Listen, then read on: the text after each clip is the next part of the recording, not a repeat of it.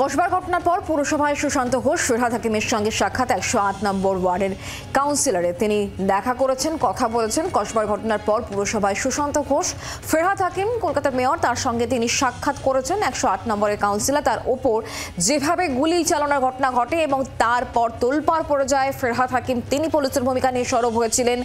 Police কি করছে এখনো পর্যন্ত সে বিষয়ে তিনি সরব হয়েছিলেন। আর তারপর পুরসভায় সুশান্ত ঘোষ কসবার ঘটনার পর পুরসভায় কাউন্সিলর সুশান্ত ঘোষ মেয়র ফিরহাদ হাকিমের সঙ্গে তিনি সাক্ষাৎ করেছেন। কসবার ঘটনার পর পুলিশ তদন্তে ইতিমধ্যে আজকেও কিন্তু পুলিশ সঙ্গে যায় এবং মিডলম্যানের খোঁজে এই মুহূর্তে পুলিশ বিভিন্ন জায়গায় তল্লাশি পর্ব চালাচ্ছে। গুলজারের স্ত্রী সেও সন্দেহের তালিকায় রয়েছে, কারণ ঘর থেকে সমস্ত জিনিসপত্র সে সরিয়ে ফেলেছে।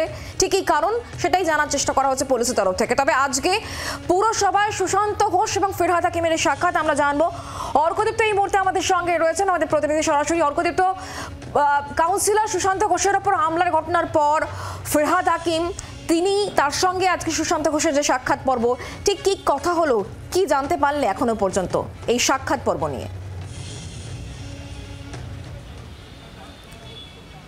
শুক্লা, সুশান্ত ঘোষ এসেছিলেন আজকে কর্পোরেশনে মেয়রের সাথে দেখা করতে এবং বেশ কিছুক্ষণ তাদের মধ্যে বৈঠক হয়।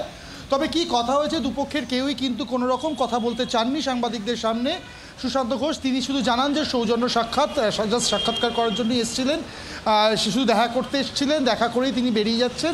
কি কথা হয়েছে সুশান্ত ঘোষও যেমন একদিকে বলেনি, অপরদিকে মেয়র ফিরহাদ হাকিম তিনিও কিন্তু বেরোনোর সময় কোনো কথা বলেননি। ফলে কি কথা হয়েছে সেটা কিন্তু পরিষ্কার নয়। তবে বেশ কিছুক্ষণ দুজনের মধ্যে কথা হয়, সুশান্ত ঘোষ আসেন এবং তারপরে বেরিয়ে যান। দেখো, কিছুদিন আগেই যে ঘটনা ঘটেছে সুশান্ত ঘোষের উপর যে হামলা হয়েছে তার পরিপ্রেক্ষিতেই কিন্তু কলকাতা পুলিশকে কড়া বার্তা দিয়েছিলেন ফিরহাদ হাকিম এবং তারপরেই তাদের এই বৈঠক। এবং সেই ঘটনার পর আজকেই প্রথমবার কিন্তু ফিরহাদ হাকিমের সাথে সুশান্ত ঘোষের বৈঠক হয় একটা। কিন্তু কি এক্স্যাক্টলি কথা হয়েছে সে বিষয়ে কিন্তু দুজনের কেউই খোলসা করে কিছু বলেননি। সুশান্ত ঘোষের তার বডি ল্যাঙ্গুয়েজ কেমন ছিল? কারণ যেদিন ঘটনা ঘটে তারপরে তিনি খানিকটা ভেঙে পড়েছিলেন, রাজনীতি ছাড়বেন কিনা সেরকম একটা জল্পনা উস্কে গিয়েছিল তার একটা বক্তব্যের পর। যদিও পরবর্তী সময় তিনি বলেছেন না, এখানে রাজনীতি থেকেই তিনি লড়বেন, সত্যিটা সামনে আসা দরকার, এই মন্তব্য তার ছিল। বেশ কয়েকটা দিন অতিবাহিত, পুলিশ তদন্ত করছে, তদন্ত এগিয়ে যাচ্ছে। আর আজকে ফিরহাদ হাকিমের সঙ্গে তার সাক্ষাৎ, কেমন ছিল তার বডি ল্যাঙ্গুয়েজ? দেখো, একেবারেই স্বাভাবিক। বডি ল্যাঙ্গুয়েজের প্রশ্ন যদি তুমি করো, একেবারেই স্বাভাবিক ছিল, তাকে অত্যন্ত নর্মালি লেগেছে। এবং তিনি প্রথমে যেমনটা তুমি বলছিলে জানিয়েছিলেন যে হয়তো আর রাজনীতি করবেন কিনা সেটা তাকে ভেবে দেখতে হবে। তবে তার কিছুদিন পরেই কিন্তু তিনি জানান যে সেই সিদ্ধান্ত থেকে তিনি সরে আসছেন। দলের নেতাদের সাথে তার কথা হয়েছে এবং তারপরেই কিন্তু তিনি এই সিদ্ধান্ত বদলের কথাও জানিয়েছিলেন।